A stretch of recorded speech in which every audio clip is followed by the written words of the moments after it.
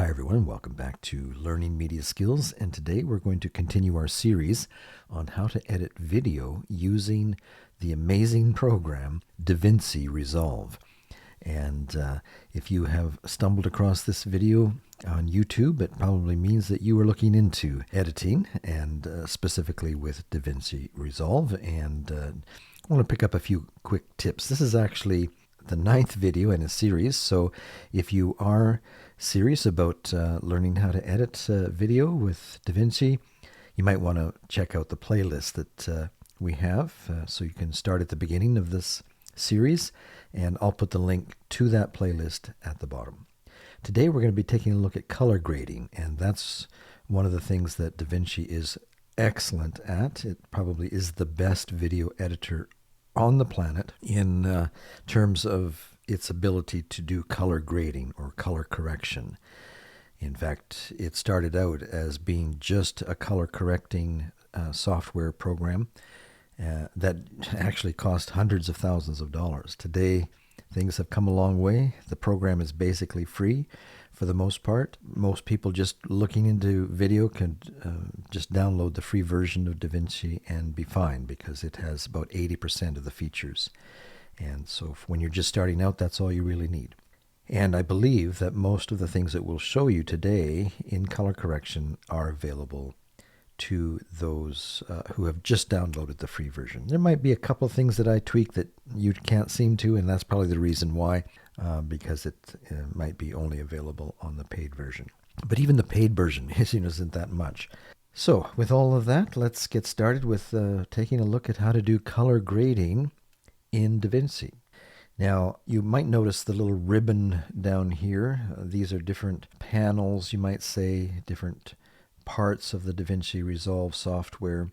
Right now we're in the edit mode, and to do any color correction, we want to go over to this tab here, and that's the color tab. You can see by the little color wheel that they're representing this by, that is where we do all of our color grading or color correction.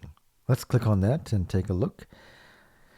And by the way, when you click on that, your screen might look a little bit different than mine. There's all sorts of things that you can do to customize this. Let's maybe click on a few examples here of what you can do. Notice this ribbon of thumbnails that are going through the middle of the screen here. Well, you might not see those on your screen because you might have this option up here not clicked or highlighted. I like to have that on because when I'm working on color correction, I can just click on any one of those thumbnails, and that's what we're going to color correct. I don't have to keep going back to the timeline to find or move my cursor over.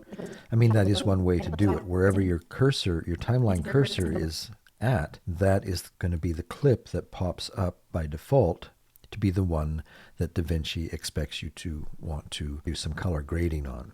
But you don't have to keep going back and forth and moving your timeline and coming back to the color tool to get to that clip. You can just, with this ribbon of thumbnails right down the center, you can move to any clip and start doing the color correction.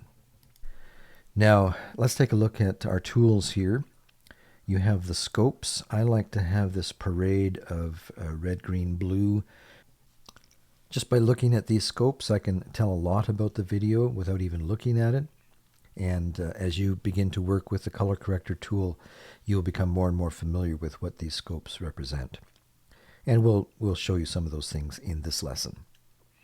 But you do have some options as to how you want these scopes to appear. You have the parade, which is currently what's on screen, but you can also have a waveform. You can have a vector scope if that's what you're more used to using, a histogram. So lots of different ways that you can represent the video on your scopes. I like the parade, so let's go back to that. Now, this tool up here is a really wonderful feature of Resolve. My previous editor didn't allow this. What it basically does is allows you to easily have several different steps of color correction. Let's just right click in this area and add a node, and let's choose corrector, And let's add that into the stream by bringing it up here until you get the line turning yellow. Let your mouse go. Now that has added a second node to your stream. We could add another one. And now that we have 3 instances of the video, we can use any one of these nodes to make corrections on. Now the great thing about that is that you can apply certain filters and effects and grading to one node and something completely different on the second node, and you can tweak them independent of each other. And we'll show you what I mean here. Let's maybe just go to the first clip here of the interview and do some work on it. It's actually not too bad. It's maybe a little bit soft, and we can maybe make it pop a little bit by doing some work on it. So let's show you what I mean by this. Let's add some corrector nodes to this. And another one into the stream. Make sure it's actually in the stream. There we go. And let's on the first node. Now we could do all of this work, just so you know, and this can be a little bit confusing. We could do all of the correction that we want to do just on the single node. You don't need to add extra. But there will be times when you have a really difficult shot, really bad color balance, and exposure's way off. Well, it might be to your advantage to have several different steps of this that you can try and tweak it in different ways using different nodes. Let's, just to show you an example, let's take this second node. Let's leave the original just as it is. And then take the second node and let's add some sharpening to it. It's actually pretty sharp right now. But let's just add just a little bit more. And your sharpening tool is this icon here with a little teardrop in the pyramid. At least that's what I call it. And to add a little sharpening, we're going to bring this down to, say, 47. There it's a little bit sharper. And now to add some actual color grading, we'll go to the third node here. And now we can go over to our color correction tool. The color wheels is what I like to work with. Some people prefer to work with the curves. You know, if you're a Photoshop guru and you've just learned how to work with the color curves, you could do it that way too. But I find I have a little bit more maybe fine-tuning control using the color wheels. At any point, if you want to start over from scratch on your grade, you can just hit this little wheel right here, and that brings you back. I guess maybe you have to be over here and hit. There we go. So now we're back to the original. Let's go to our color wheels. You can see that we have a lot of wonderful options here to affect this. Like I say, it's not that bad, but I think we can make it pop a little bit. But just to show you some of the other things that you could do if you've got a bad color balance, well, you can adjust the temperature, make it much more blue, much colder, or in the other direction, you can make it much warmer. But I think we got a pretty good color balance the way it was, so I don't think we need to mess with that too much. Notice as you move back and forth, when you're making it colder, the blue on this parade of scopes goes up and the reds go down. But as you go back the other way and make it warmer, the reds go up and the blue goes down. But you want to find a nice balance there. I think we can just leave it as is. If the color temperature doesn't quite do it for you, you can also try a little bit of the tint, and that might make it a little bit more pink. Especially when you're dealing with white skin tones, sometimes the person can just look a little green. Well, you can add a little bit of tint to it, and you can see the green is going up and down as you move this back and forth. It's not so noticeable on this face, but you can see that's really quite green there. And as you go in the other direction, it becomes more red or or kind of a pinkish tinge to it. So keep that in mind. Your when it says cont there, that's contrast. And so you can add a little bit of definition that way. If your camera has baked in too much contrast, you can maybe try and pull that back a little bit. Where you're going to do your best work is in the color wheels itself. And they're labeled a little bit odd here. Lift, gamma, gain, and offset. What does this mean? Well, the lift is actually working with your darks. If you're familiar with the curves, what you'd be working with is this section down here on your line. You're working with the darks. So this first wheel is really working with the darks. You can see as we turn this down and make it into the negative that we're adding more punch to the darks. But here's where you want to look at your scopes. You'll notice that as it comes down to the 0 line there, that you can see that it's getting a little brighter at certain points. What that is telling you is that you have reached as dark as you want to get for the darkest parts of your shot. Anything more, you're going to start to crush the blacks. So you want to keep your eye on that, and you don't want to push in past the 0 for the most part. There'll be some times when the overall image is going to be better visually if you do push and crush the blacks a little bit. But generally speaking, that's your guide there. You don't want to push too much further past 0 on your black areas. Okay, gamma. What on earth is gamma? For the longest time, I think it was about a year of working with DaVinci, that I did not want to touch this wheel at all because I didn't want to mess with the gamma of the shot. I don't know why they label it this. What it really is the mid-range. Let's slide this up and down, and you'll notice that it's just mostly adjusting the middle part of the colors or the exposure. You see that it's still reaching down to the 0 there, so the blacks are staying black when you adjust this wheel, but this is just affecting the middle section of your exposure. It would be the equivalent of your curves here as if you were making adjustments to the center part. Let's say we've brought down the darks a little bit here, and we've got a node up here to keep the highlights from being messed. And then as you adjust this, that would be the equivalent of that middle wheel. You're adjusting the middle section of the video. All right, let's go back to our color wheels. What's the gain? Well, that's going to deal with the highlights. So as we adjust that, you'll see that it's just basically moving up the top part of your scopes there. It's keeping the blacks where they are, and just making slight adjustments to the center part. But what it's really affecting here is the upper part, the whites. And because this shot was fairly well exposed, we don't have to do much to it, but we can make it just a little bit brighter by lifting that up a little bit. And the offset is it lifts everything, or it adjusts everything up and down as you go. So you see that the whole area is going up and down.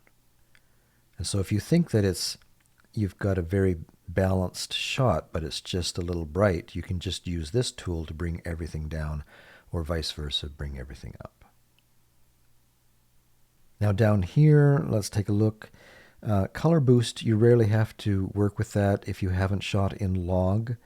If you have your footage has been shot in log and the LUT that you put on just doesn't quite do it for you, you might want to make a slight adjustment on your color boost to bring back the saturation of that log shot. But you'll notice that you also have saturation over here. And so with those two tools, you can adjust the saturation of the shot. And if something is really dark in the face, you can, just like in Photoshop and Lightroom, You can make adjustments to the darkness of the face by playing with the shadow tool down here. And then if you have some bright spots in your shot, you can try and get rid of those using the highlight. We see the sunlight peeking through the sticks of her home there. And so you might be able to bring that back a little bit. This isn't maybe the best example of how highlights can help you out, but you get the idea. You have to be careful because if you go too far on the highlights, you can really damage the shot. Now, once you're happy with it, if you have other shots in your video that are identical that you want to apply the same effects to, you don't have to do it for every instance. Like here we have the interview coming at various points in the video, and it would be quite tedious if I had to do the same adjustments to every one of these shots. So there's a little shortcut. Just select the shot that you have affected and either right-click and choose copy, or use the keyboard shortcut that shows up here depending on whether you're a Mac user or a PC user. You'll see the shortcut code here. And in this case on the Mac, and so I'm using Command C to copy this video. Now, you might be asking, why do I want to copy it? I'm not going to paste the video over here at the next shot of the interview. No, but what you can do is paste just the attributes of the video or certain parts of attributes that you've applied. And that option, just right-click on any clip and go to Paste Attributes, or use the keyboard shortcut again. In this case, it's Option V. And that's what I usually like to do. You get used to the keyboard shortcuts, so Option V with that selected. Or for that matter, select, using the Command key on the Mac, select all of the ones that you want to affect that you know are quite similar.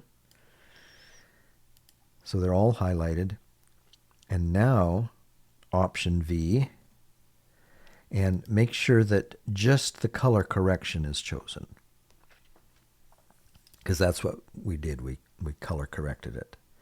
Now when we hit apply, all of the adjustments that we made to that first clip are going to show up also on the other clips.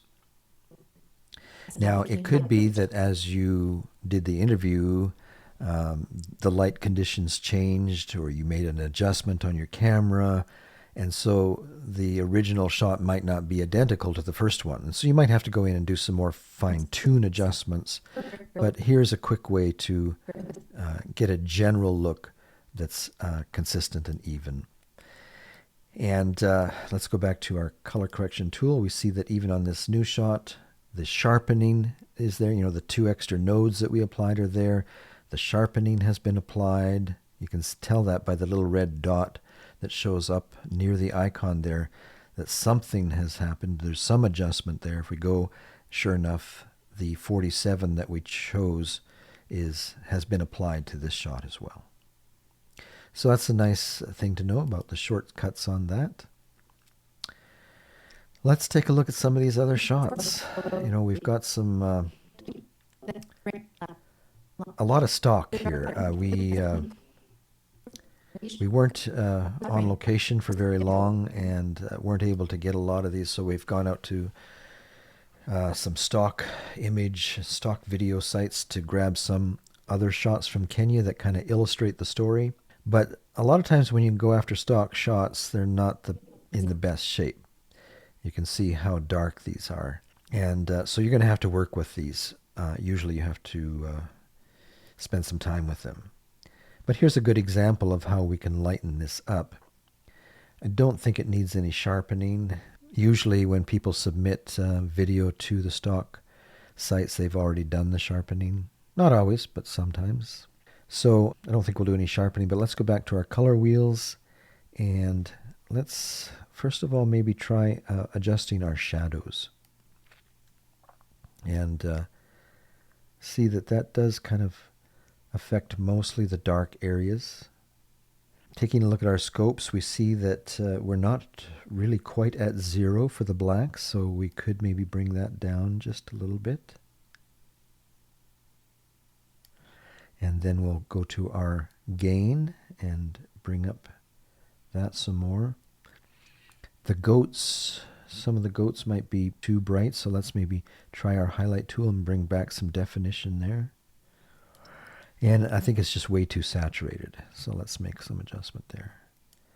And now that we've taken the saturation away, we can see that maybe we can do some more with the shadows. Bring that up. There, I think that looks a lot better. You can always take a look at what it did look like to begin with by just clicking on your node, turning it off. But let's turn it back on. All right, let's take a look at some of these others. I think that one is just a beautiful shot. It might be a little bit oversaturated, but I just love that. But some of these other stock images, yeah, they've got some issues. This one, a little bit hot in some areas. This one has some major problems to it, but I ended up going with it because it was about the only one I could find on the stock image sites that illustrated what the woman was saying, from Kenya anyway. And I wanted to at least keep it in the same country, but the shot itself is in pretty rough shape. I don't know what kind of camera got this kind of shot, or what kind of filter they had maybe on the end of their lens. I don't know if they're going for some special effect. I tried working with it a little bit, and it was pretty hard to find anything that I liked. Let's maybe bring back the saturation a little bit. But how do you get rid of that purple? Let's see, maybe the hue. Sometimes, you usually don't want to mess with the hue because just nudging it a little bit can really ruin your shot. But try it. Yeah, not really. We could try reducing some of the purple. Let's try it on the mid-range first. Just by pointing, I don't know if you can tell, I'm pointing right to the center part where this little dot is, and I'm pulling back down towards the greens there. Trying to get rid of the purple. You see the purple's up here. You want to move in the opposite direction. And that helps the shot quite a bit. Maybe back it off on the saturation again. That's not too bad. It looks a little green.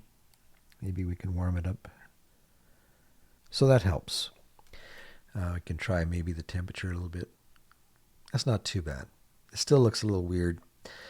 But what I ended up doing in the end was just adding a kind of a sepia tone look to give it an archive film look. The lady, if you listen to her talk, she's talking about the way things used to be when she was a girl, and she's 70 plus years, and so somewhere in the 50s. And so we know that a lot of film that was shot 50s and 60s was either black and white or kind of a sepia tone film look.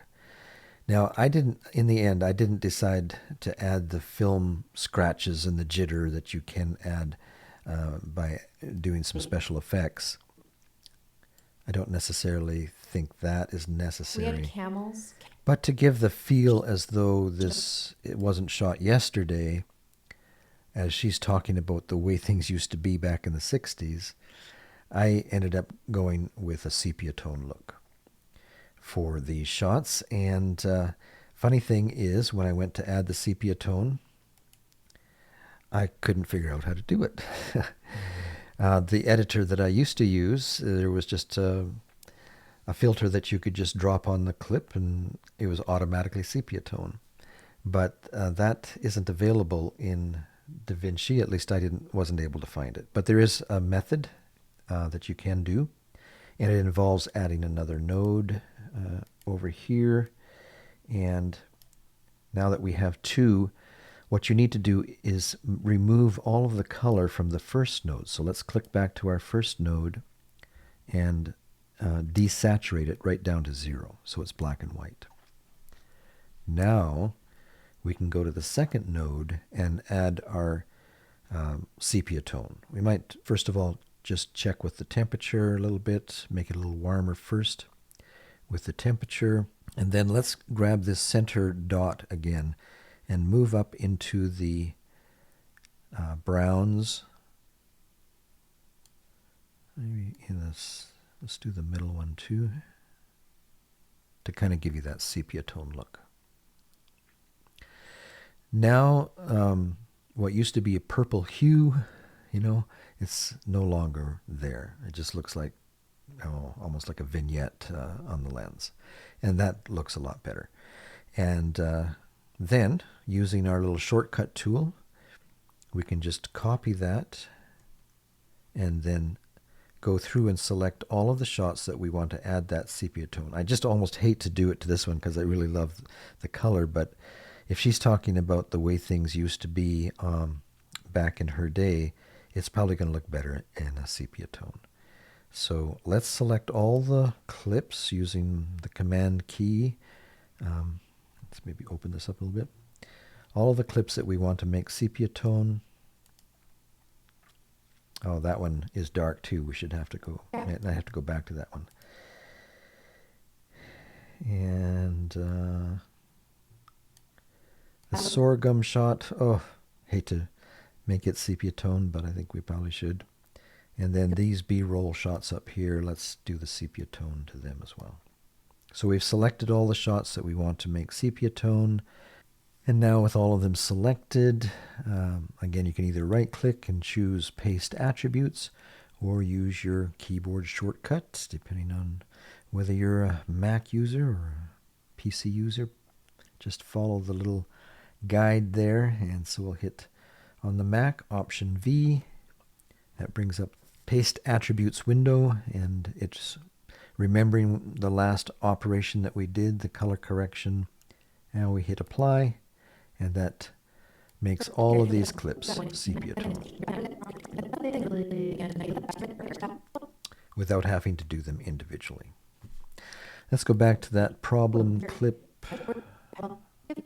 This one here, a little dark.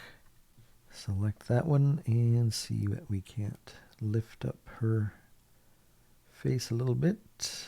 That looks a lot better.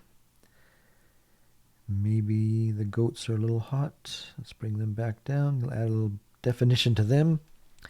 And I think that looks a lot better.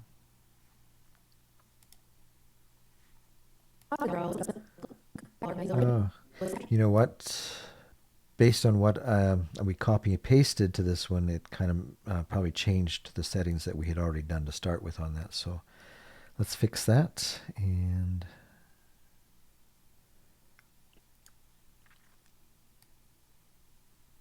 there, that looks better. And let's see if there's anything else that we can show you here in today's lesson. Maybe even this one. That's not too bad. Longer and longer.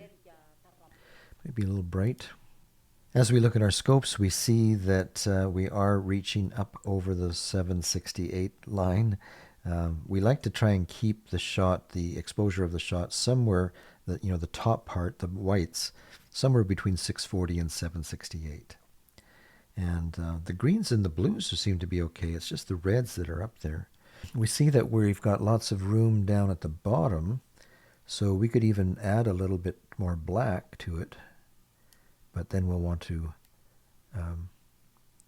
maybe reduce our brights and maybe reduce some saturation on this. There, I think that looks a little better. The sky color is a little off. Let's see what we can do with color temperature. Not much. There, with the tint, that looks better. Don't forget to try in the tint every once in a while. All right, let's take a look at this last shot. Not sure what's going on with this shot. It's pretty milky. I don't remember it being that milky. But let's take a look at it. On the scopes, we see we've got lots of room for the blacks here. Let's bring that down. You see we've got lots of room before it starts hitting zero there. So that helps a lot. Got a lot more definition in the trees and in the sky and in the grass huts. But now the lady's just a little bit dark. Let's use our shadow tool and bring some of that back. And something you should know is that you don't have to just restrict yourself to looking at one frame here. In the color correction tool, with this little slider, you can see the whole clip.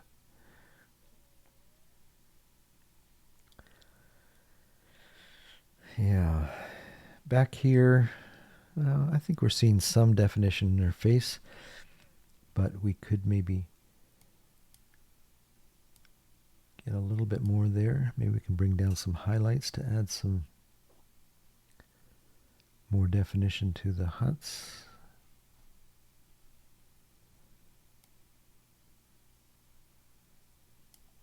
It's starting to look better.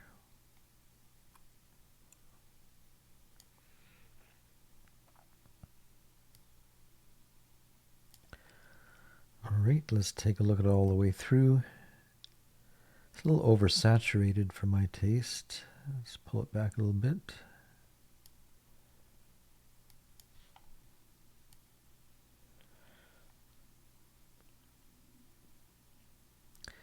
And by the time we get to the end of the clip, it's a little brighter than what I would like. But I don't want to make it any brighter back or any darker back here because we'll lose definition on her skin and face.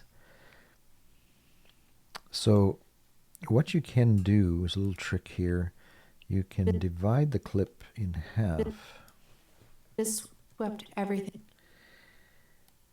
And just make a cut in it, and then move over to the second clip and make some adjustments to that so that the last part of the clip is looking has better exposure. Now, if you just played it the way it is The here, route that we're in right now is the worst it has ever been. It has swept you'd notice everything. quite a jump there, and of course you wouldn't want that. But you can add a transition here, a dissolve. Just click right in between those two so both edges are green, and then add a nice dissolve. I've got that set up as a keyboard shortcut, so I'll just go ahead and add that. And by default, it's only 1 second. And for this kind of transition where it's moving from one color grade to the next, you want to make that more gradual. So open that up a little bit, and now when we play it, we'll hardly notice the shift. Right now is the worst it has ever been. It has swept everything away. We only have 5 goats left, and they don't give milk. Okay.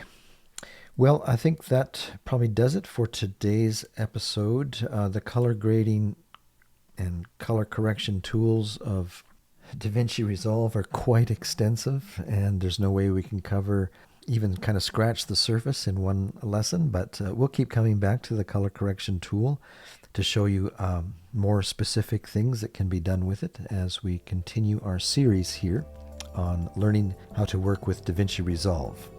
And if that is your goal, be sure and come back, subscribe if you haven't already done so, give it a like, share it with your friends, and we'll see you next time here at Learning Media Skills. So long for today.